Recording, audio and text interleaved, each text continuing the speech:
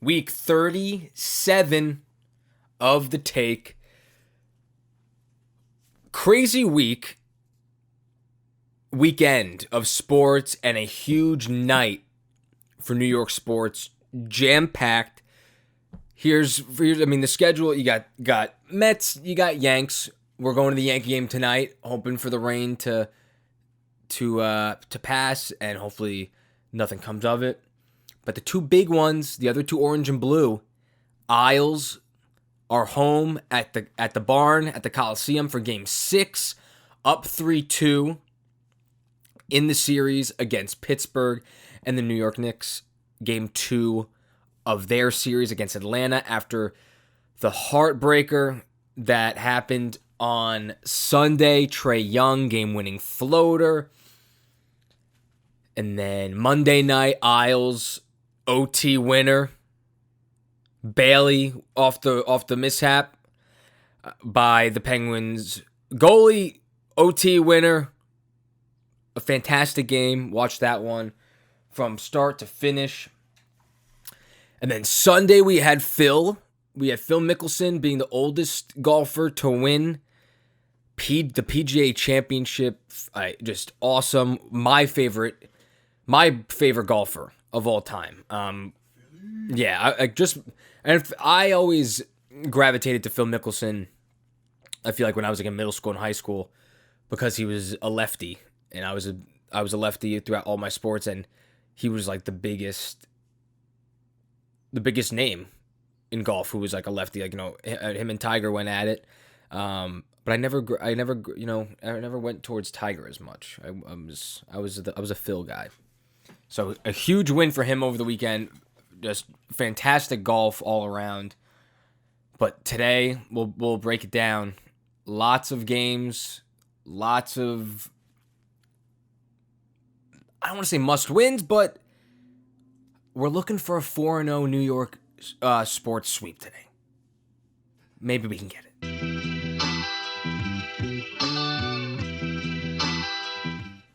All right, that brings us into a big New York Wednesday.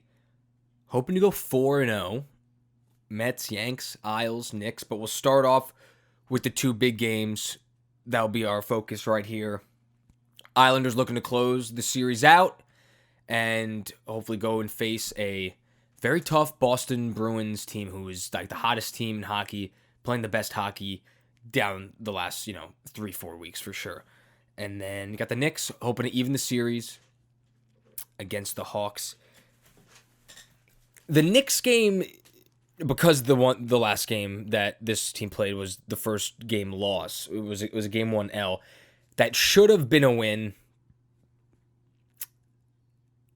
You let a 6-point lead with like 3:30 or 4 minutes left in the game. You let it slip away.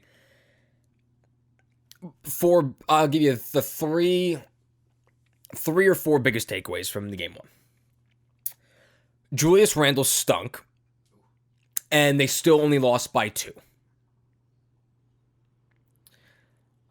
1A, RJ Barrett and Julius Randle combined for 29 points, and I think they were like 9 of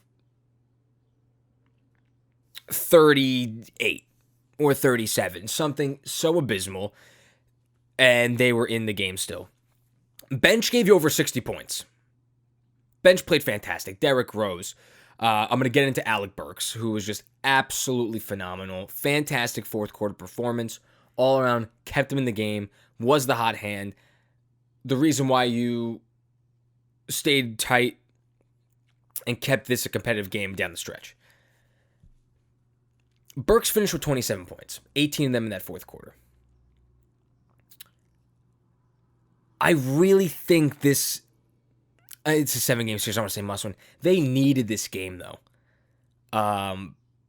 Their bench has so much depth. Nerlens Noel had to come out. He got hurt. If they don't have Noel in this series, they're screwed. Taj Gibson's played fantastic, but Pell is like the backup center. I just don't think you can survive with how the Hawks rebound, especially with Clint Capella down low, who's giving you like 20 boards a game for Atlanta.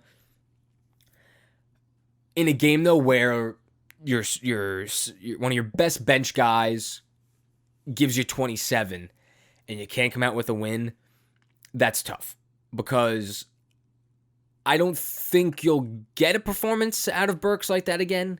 I mean, 27 in itself is unbelievable. Then you have 18 in the fourth quarter alone.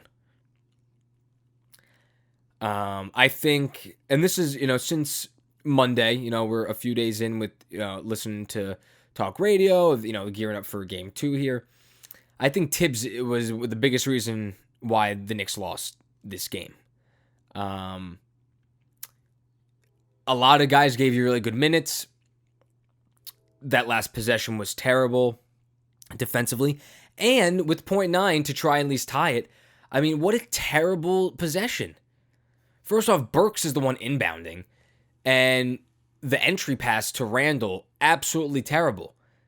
Like, tried to get he got the ball, tried to go down, turn on. I mean, didn't even get the shot off. So what a fucking waste that was. But defensively, he brings in Bullock. He to go on Bogdanovic. Brings in Frank to go on Trae Young. Trae Young absolutely cooked the crap out of Frank. Oh my God, blow by floater. And this is something that he did all game. Just deny his right hand. I mean, he goes to his right every time, and if he goes left, he's going to dish it away.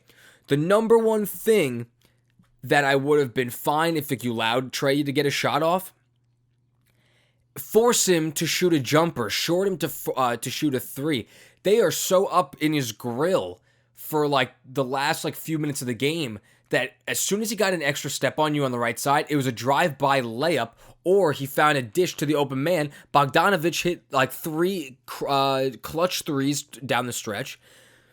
They didn't force the issue and allow Trae Young to put up jump shots. This dude can finish as well as anyone at the rim. We know that. So force something for a jumper. That would have been your best option. Would have given you a chance to maybe go to overtime. As soon as Young put that left foot down and went by floater, it was over. And I wasn't confident at all.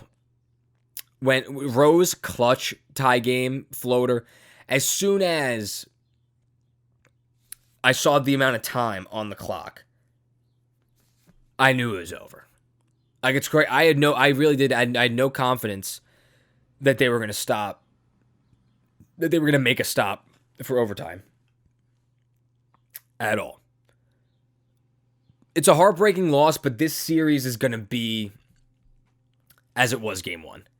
I mean, if that goes to show you anything as what game 1, as what we saw in game 1, that's going to be the tail of the series. I mean, this is probably the most evenly matched series that we have in the first round in any conference. It's going to be the most competitive one. I think that games are going to be decided by single digits for every single win for either side. I truly believe that. Knicks just got to, down the stretch, they got to play better defense. And that's been their mantra for the entire season. They got to lock down. And you got to take away Trae Young. And that's the thing, take away Trae Young.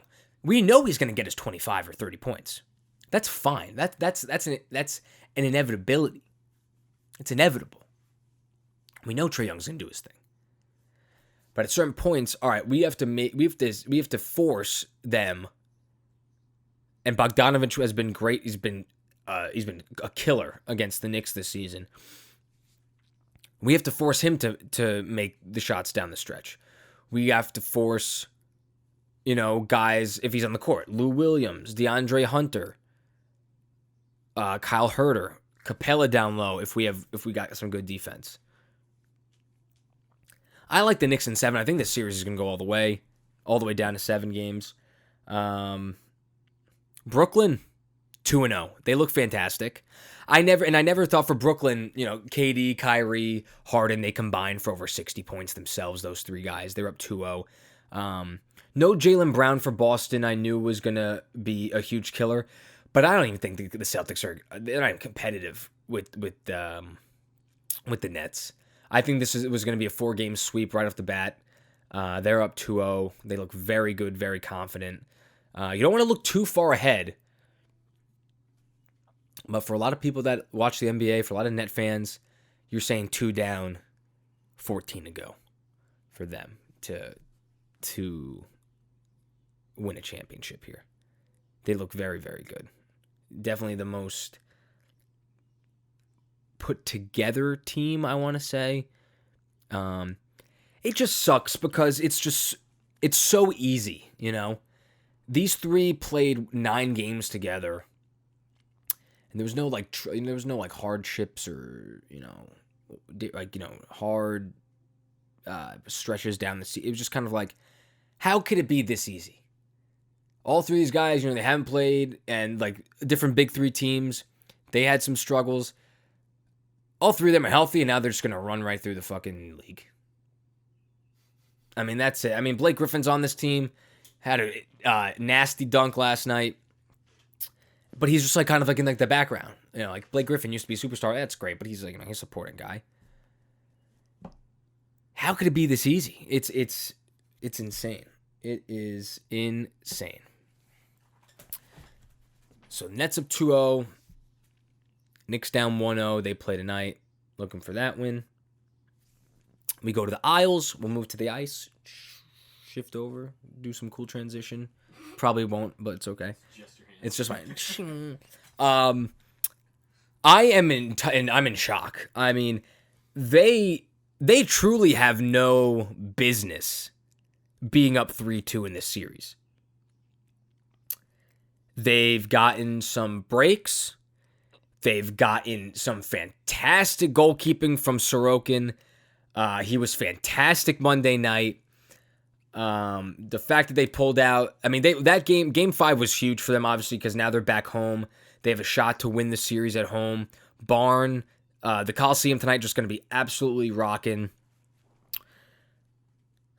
But I mean, during game 5, there was like, down 2-1, I'm going, okay, like, this stinks.